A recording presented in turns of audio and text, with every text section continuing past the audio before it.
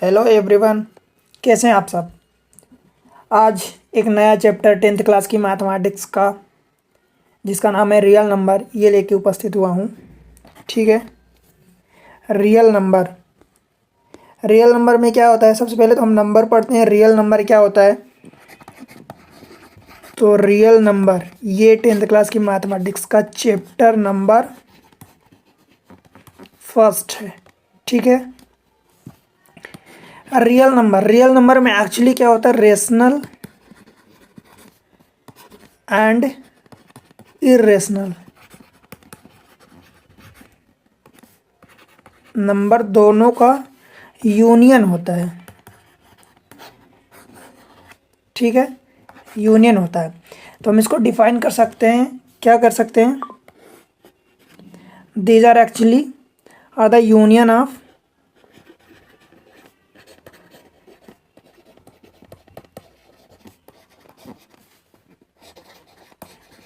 Both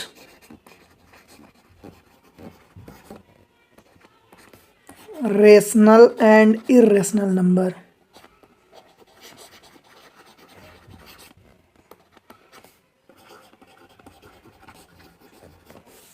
ठीक, मतलब ये रेशनल भी होता है, इरेशनल भी होता है। इरेशनल मतलब आप समझते हैं क्या, जैसे कि √2, √3, पाई, ये इस टाइप के इरेशनल नंबर होते हैं। रेशनल मतलब तो आप जानते ही हैं। ठीक है, सेकेंड चीज, इसको हम क्या कह सकते हैं, इसको हम रिप्रेजेंट कर सकते हैं, can be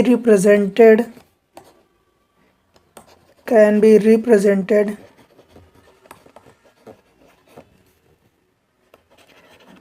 on the number line. मतलब ये जो रेखा की एक संख्या होती है, सपोज जिसको हमने 0 मान लिया, तो this is 1, this is 2, this is 3, this is 4, this is 5, this is -1, this is -2, -3। मतलब रियल नंबर, आप ये समझिए कि रियल नंबर जो इस रियल में हम उनको यूज करते हैं वो एग्जिस्ट करते हैं, that is real number, right. And irrational number, like ये मैं बता ही दिया कि √2, √3, या जिनको हम डेसिमल के फॉर्म में उनकी वैल्यू नॉन टर्मिनेटिंग टाइप की होती है जनरली, तो वो इरेशनल नंबर होते हैं। ठीक है, मतलब रियल नंबर को आप ये भी कह सकते हैं कि रियल नंबर पॉजिटिव भी होते हैं एंड नेगेटिव भी होते हैं, जीरो भी होते हैं। ठीक है, इस तरीके से ये रेशनल नंबर होते हैं, रियल नंबर होते हैं। क्लियर है। अच्छा, आपके ये जो चैप्टर में कुछ एक दो फार्मूले, मतलब कुछ थ्योरम टाइप की है जिनको, एक तो होता है कि यूक्लिड डिवीजन लेम्मा मेथड। ये इसमें क्या होता है, इसमें एक्चुअली हम HCF फाइंड करते हैं। इसमें HCF फाइंड करने का एक तरीका होता है, राइट। इसमें क्या होता है कि सपोज मैं कहूँ कि सपोज किसी आदमी को मैंने 2 रुपये दिया, मतलब 2 से डिवाइड करने पर 1 रिमाइंडर आता है, 3 से डिवाइड करने पर 2 रिमाइंडर आता है, 4 से डिवाइड करने पर 3 रिमाइंडर आता है। इस टाइप से एक कोई नंबर है, सपोज ये नंबर्स है, ठीक है, ये रिमाइंडर है, तो मैं वो उस नंबर को क्या लिख सकता हूँ, समथिंग 2p+1 टाइप का लिख सकता हूँ। उसी नंबर को मैं समथिंग 3p+2 टाइप का लिख सकता हूँ, राइट। p का मल्टीपल है, ये तो 3 मल्टीपल है। सेम चीज़ इसको लिख सकता हूँ 4p+3 टाइप का लिख सकता हूँ, राइट। आप समझ रहे हैं, तो इस टाइप से लिख सकते हैं। मतलब वो नंबर, सेम नंबर को मैं इस टाइप से भी रिप्रेजेंट कर सकता हूँ, 3p+2 टाइप से। मतलब जब इसका मतलब ये हुआ कि किसी नंबर को, सपोज इसमें नंबर एक n है, उस नंबर को मैं DQ+R टाइप से रिप्रेजेंट कर सकता हूँ। D क्या होता है, डिवाइज़र होता है, Q क्या होता है, कोशेंट होता है, R क्या होता है, रिमाइंडर होता है, ठीक है, और n तो नंबर होता ही है। नंबर को हम एक तो डिविडेंड भी बोल देते हैं।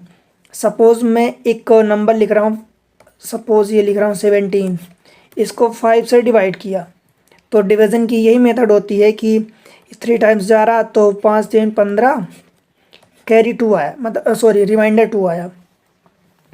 तो ये 2 तो रिमाइंडर हो गया, ठीक। 5 क्या होगा, ये डिवाइज़र हुआ, जो डिवाइड कर रहा है वो डिवाइज़र होगा, जो डिवाइड हो रहा है वो कौन होगा, ये डिविडेंड होगा, डिविडेंड होगा। क्लियर, जो डिवाइड कर रहा है वो डिवाइडर होगा, जो डिवाइड हो रहा है मतलब वो नंबर, वो डिविडेंड होगा, और ये क्या होगा, ये क्वोशेंट होगा, क्वोशेंट होगा। ठीक है, तो मैं इसी नंबर को, ये जैसे बताया ना कि इसी नंबर n को क्या लिख सकते हैं अपन, D Q plus reminder R, इस टाइप से। दिस इज डी, इसको डी बोलते हैं, ये नंबर n बोलते हैं इसको। ठीक है, और ये क्या हो गया, क्वोशेंट को q हमने रिप्रेजेंट कर दिया, रिमाइंडर को r से रिप्रेजेंट कर दिया। क्लियर है, कोई दिक्कत यहाँ तक? तो इस तरीके से ये होता है।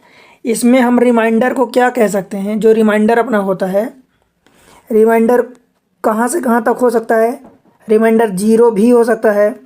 ठीक है, रिमाइंडर जो होता है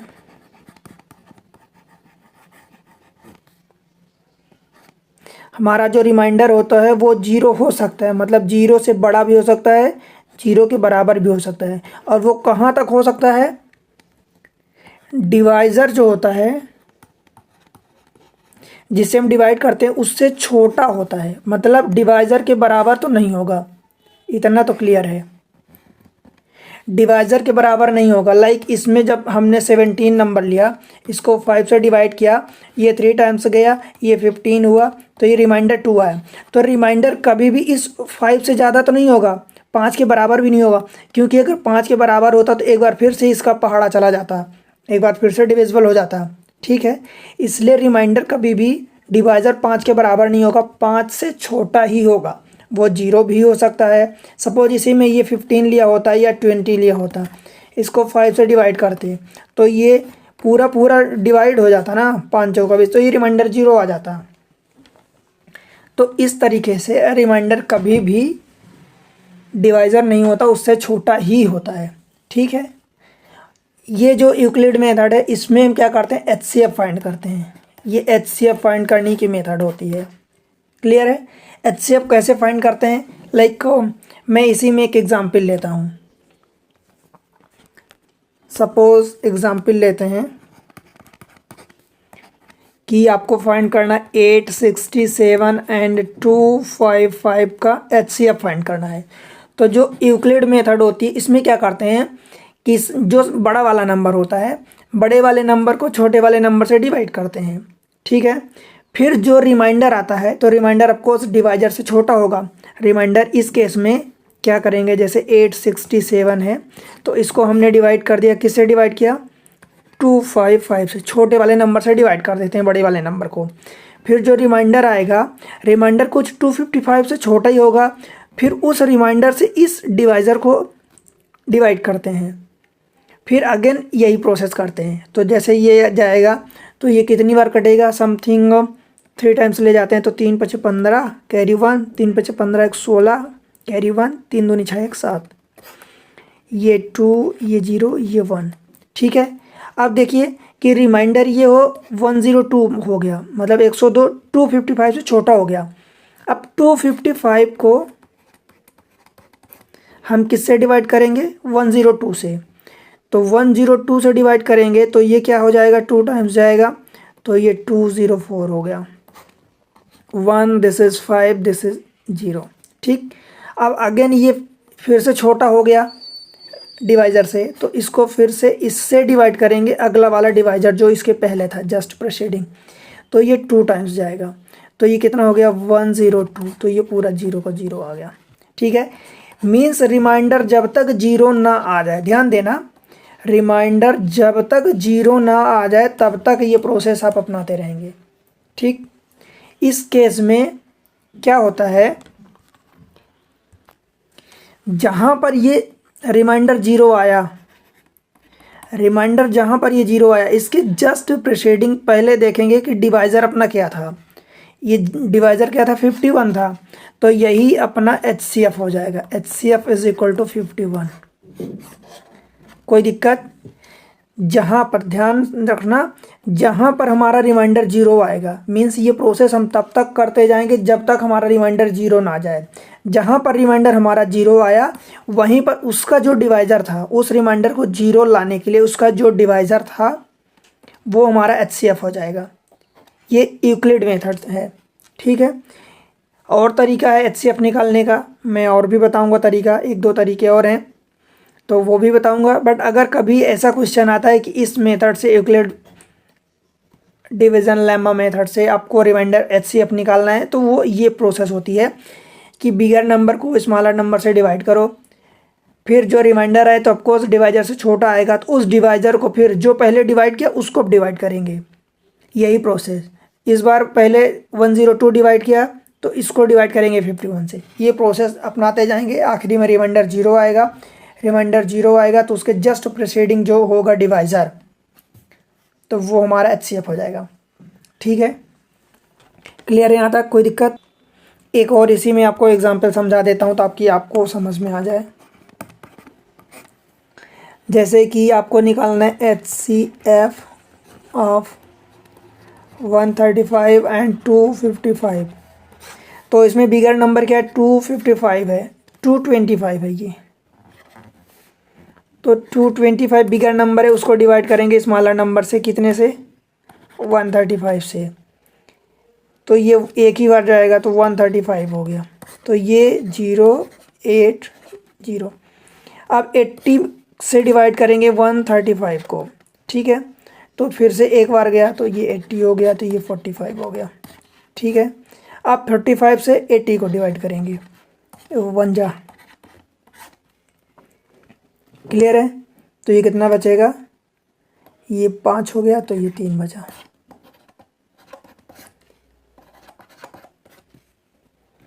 तो ये प्रोसेस चलती जाएगी जहाँ तक भी चलेगी।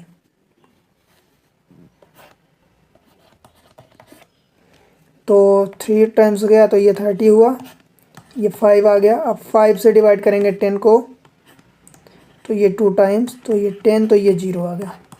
अगर ये 0 यहाँ पर आया तो ये हमारा 5 जो होगा ये HCF होगा। ठीक है, कोई दिक्कत नहीं ना? एक्चुअली इस पेज में आप देखेंगे तो सपोज़ ये गलतियाँ यहाँ पर कुछ हो गई हैं, ये 90 आना चाहिए, तो ये 90 अगर आएगा तो आप 90 इसी को यहाँ पर कर देते हैं। मतलब कुल मिला के आपको प्रोसेस समझना है, ये प्रोसेस हुई, अगर ऐसा हुआ तो आपका ये HCF आएगा। बट इस केस में ये यहाँ पर 90 आ जाता, तो ये 1 टाइम्स जब ले जाएंगे तो ये 135, तो ये 90 आ जाएगा। अब 90 से आप क्या करेंगे कि 135 को डिवाइड करेंगे, तो ये 90, ये 45 आ गया। अब इस 45 से इस 90 को डिवाइड करेंगे तो ये 2 टाइम्स, तो ये 45 हो गया, तो ये 45 2 ज़ा 90 हो गया, तो ये 0 आ गया। अब ये रिमाइंडर 0 आया तो इसके ऊपर जो डिवाइज़र है ये हमारा HCF हो जाएगा। ठीक है, आपको प्रोसेस समझना है, कैलकुलेशन कभी मिस्टेक हो जाती है वो आपको मिनिमाइज़ करना है, राइट? तो प्रोसेस समझना है, ये है।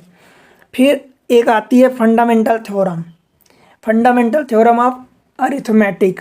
इसमें क्या होता है? फंडामेंटल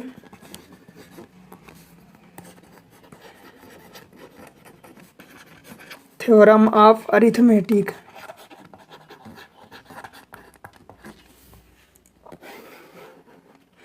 इसमें क्या होता है? Every composite number can be expressed अथवा factorise as product of prime number. मतलब हर एक composite number, every composite number can be expressed as factor of अथवा product of prime number, and this factorisation is unique. This factorisation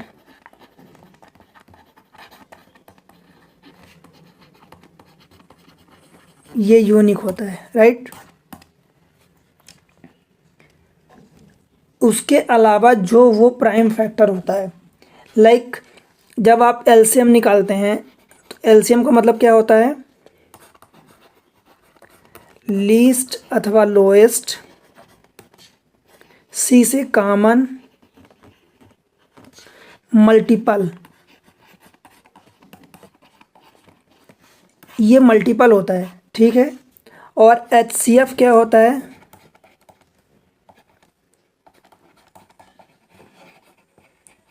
highest common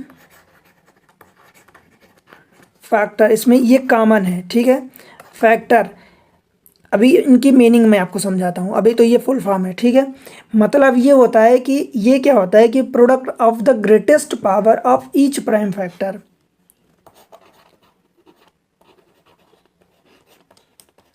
आप इसको लिख सकते हैं product of greatest power, underline कर रहा हूँ, greatest power of each prime factor in the number, ठीक है। ईच प्राइम फैक्टर, जितने भी प्राइम फैक्टर होंगे उनका ग्रेटेस्ट पावर होगा, और ये क्या हो जाता है, एचसीएफ जो होता है product of smallest power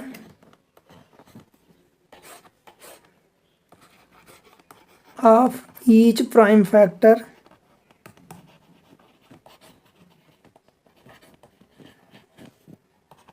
in the number.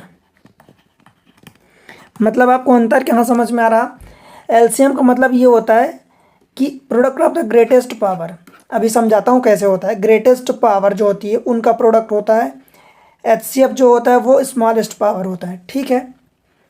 मैं आपको इसको और समझाता हूँ कैसे होता है। सपोज मैं 6 एंड 54 का मैं एलसीएम एचसीएफ अपने को निकालना है, तो 6 को क्या लिख सकते हैं, 2 इंटू 3, इसको क्या लिख सकते हैं, 9 छक्का 54, मतलब 6 इंटू 9 लिख सकते हैं, मतलब 6 को 2 इंटू 3, 9 को 3 इंटू 3, मीन्स इसको 2 टू द पावर 1, ये 1 है, इंटू 3 टू द पावर 3, ऐसा लिख सकते हैं।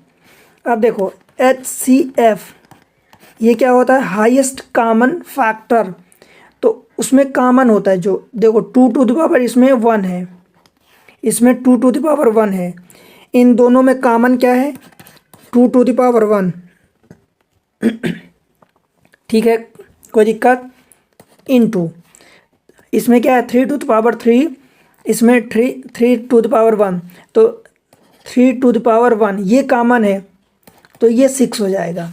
अगर एलसीएम निकालते हैं तो यहाँ पर जो मिनिमम थी, मीन्स इसमें स्मॉलेस्ट पावर 2 की पावर 1, 2 की पावर 1 तो स्मॉलेस्ट पावर 2 की पावर 1, 3 की जितने भी प्राइम फैक्टर हैं, प्राइम नंबर जितने भी उसमें फैक्टर हैं, 3 है तो 3 टू द पावर इसमें 3 है मैक्सिमम, इसमें 3 टू द पावर 1, तो कॉमन क्या है, 3 टू द पावर 1 कॉमन आया।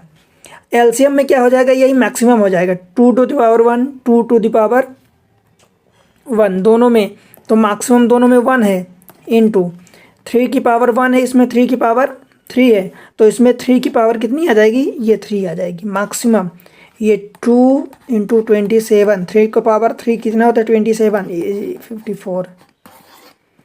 अब आप देखो इसमें लीस्ट कॉमन मल्टीपल, अगर मैं आपको सिंपल भाषा में समझाऊं तो 6 एंड 54 का जो मल्टीपल है वो क्या क्या आएगा, जो दोनों नंबर से, ऐसा नंबर जो दोनों नंबर से कटे वो क्या क्या आएगा, 54 आएगा, 108 आएगा, फिर ये 162 आएगा, फिर ये 216 आएगा, ऐसे नंबर बहुत सारे आएंगे। तो इन सब में ये वाला लीस्ट है, ये 54 लीस्ट है, सबसे छोटा, इससे छोटा कोई और नंबर नहीं है जो 6 एंड 54 दोनों से डिविजिबल हो, तो वो छोटा नंबर सबसे क्या है, 54 है, इसलिए इसको हम छोटा वाला, इसलिए इसको लीस्ट, ये LCM लिखते हैं, L मतलब लीस्ट अथवा लोएस्ट होता है, इसलिए ये लीस्ट लिखते हैं, राइट। HCF जो इन दोनों नंबर में कॉमन हो, मैक्सिमम नंबर वो हाई HCF फैक्टर हो, कॉमन हो और वो हाईएस्ट हो, हाईएस्ट। तो इन दोनों में कॉमन देखो तो 2 भी कॉमन है, 3 भी कॉमन है, 6 भी कॉमन है, पर इनमें हाईएस्ट क्या कॉमन है? 6 कॉमन है, इसलिए ये हाईएस्ट HCF के केस में लेते हैं। क्लियर है यहाँ तक? कोई दिक्कत? ठीक है। एक फार्मूला होता है, अगर दो नंबर हैं, एक नंबर सपोज A है, दूसरा नंबर सपोज B है, तो इनके बीच जो रिश्ता यानी रिलेशन होता है, संबंध होता है, वो अगर इन दोनों नंबर को मल्टीप्लाई करेंगे A इंटू B, तो सेम वही आएगा जो हम इन दोनों का HCF of A and B into LCM of A and B। मतलब उन दोनों का HCF निकाल लें, उन दोनों का LCM निकाल लें, उन दोनों को मल्टीप्लाई कर दें, तो वो उसका रिजल्टेंट वही आएगा जो डायरेक्टली उन दोनों नंबर को मल्टीप्लाई करने से आएगा। ये फार्मूला है, ठीक है। ज़रूरत पड़ती है तो इसको याद रखना, ठीक है। एक जो मेरा खुद का तरीका है, कभी कभी जैसे कि नंबर अपने को गिवन होता है, सपोज़ एक नंबर N1 है, एक नंबर N2 है, तो अगर एक नंबर N1 है तो सपोज़ मैं इसको N1 को मैं A के मान लेता हूँ, मुझे नहीं पता, मैं इसको B के मान लेता हूँ, नहीं पता, ठीक है। तो ये आप मतलब यूँ अपने क्लास में 10th में ना यूज़ करना, मतलब मैं एक तरीका बता रहा हूँ कैसा होता है। एक नंबर N1 था, उसको आपने A के मान लिया, दूसरा नंबर N2 था, उसको B के मान लिया। आप इनका कोई HCF आपसे पूछे, HCF of N1 comma N2, तो इनका HCF दोनों में कॉमन क्या है? तो K कॉमन है, ठीक है। कोई LCM पूछ दे इसी का N1 N2 का, तो A B दोनों अलग अलग हैं, K तो कॉमन एक ही बार आएगा, तो ये LCM हो जाएगा, ठीक है। आप ये ध्यान रखना फार्मूला, क्लियर है। फिर एक और थ्योरम है, मैं उसको आपको समझा देता हूँ। थ्योरम मतलब रेशनल नंबर का है, उसको समझा देता हूँ, फिर अपन आगे बढ़। थ्योरम मतलब क्वेश्चन एक ऐसा होता है, एक प्रूफ करना है। सपोज कलर चेंज कर दूँ,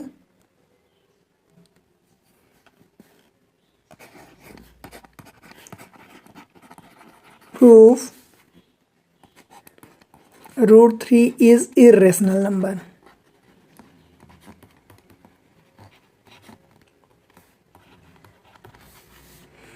तो इसका जब अपन प्रूफ निकालते हैं तो देखो, हम मान लेते हैं इसके अगेंस्ट मानते हैं। अगेंस्ट क्यों मानते हैं? जैसे हम जनरली ऐसा करते हैं कि मान लो कि कोई कह रहा है कि नहीं ये सपोज आम का पेड़ है, ठीक है, तो अगर मुझे उसका कंट्राडिक्ट करना है तो मैं बोलूँगा कि नहीं नहीं ये आम का नहीं है, ये इमली का पेड़ है।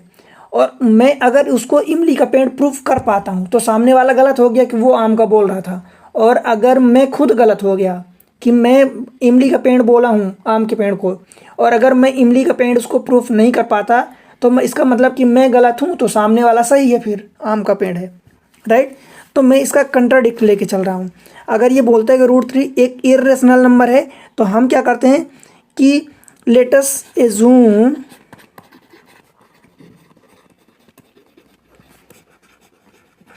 That the contrary that √3 is rational number हम मान लेते हैं। हम रेशनल नंबर मान के चलते हैं। अगर रेशनल नंबर है तो सपो मैं इसको क्या लिख सकता हूँ, √3 इज इक्वल टू A/B फेयर, ये फेयर का साइन होता है ऐसे, ठीक है। फेयर A and B are coprime. अब आपको को प्राइम तो नहीं बताना पड़ेगा। को प्राइम वो होता है जिसमें 1 के अलावा कुछ और कॉमन नहीं होता, ठीक है। Other than 1 nothing is common except 1, ठीक है, ये को प्राइम होता है। तो इसको मैं क्या लिख सकता हूँ, ये √3 into B is equal to A, cross multiply किया, दोनों साइड का स्क्वायर कर दिया, तो ये 3B स्क्वायर, √3 का स्क्वायर 3 होगा ना, इज इक्वल टू ये A², ठीक है। क्लियर है यहाँ तक? कोई दिक्कत? इसका मतलब ये हुआ अगर 3b² is equal to a² है तो यहाँ से क्या हुआ कि ये 3 जो है इधर आएगा, तो 3 जो है a² इज डिविजिबल बाय 3। अगर a² 3 से डिविजिबल है दैट मीन्स हम कह सकते हैं कि a is also divisible by 3।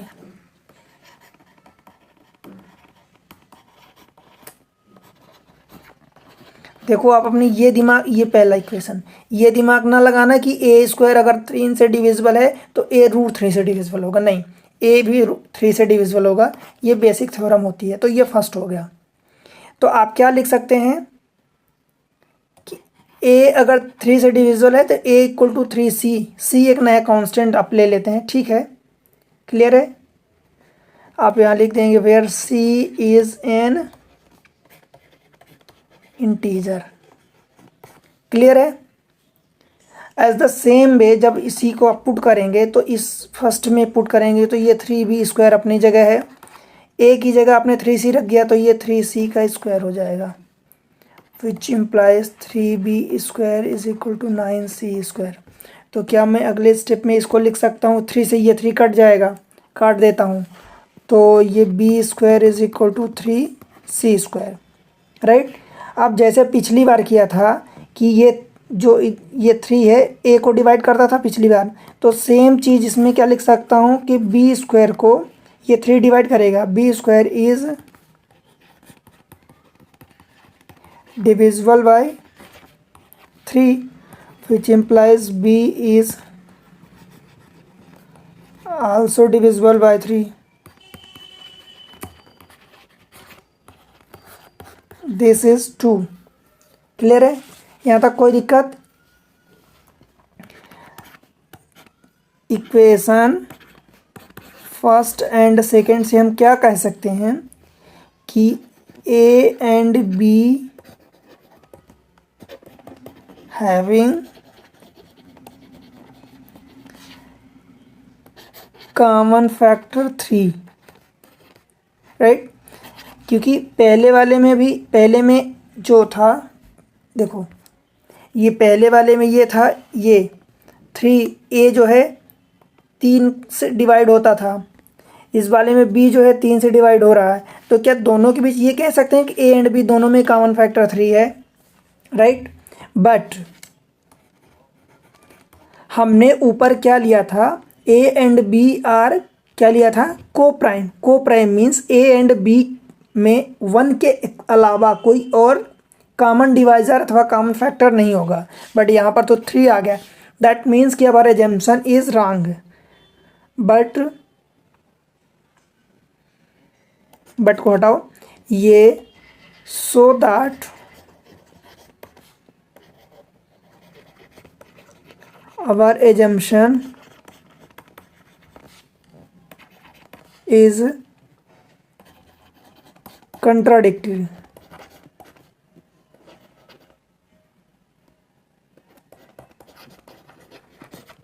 contradictory because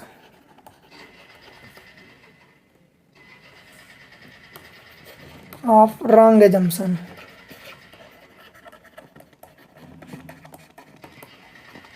ठीक है, क्लियर है, कोई दिक्कत यहाँ तक। क्यों? क्योंकि हमने एज्यूम किया था कि सिंस a एंड b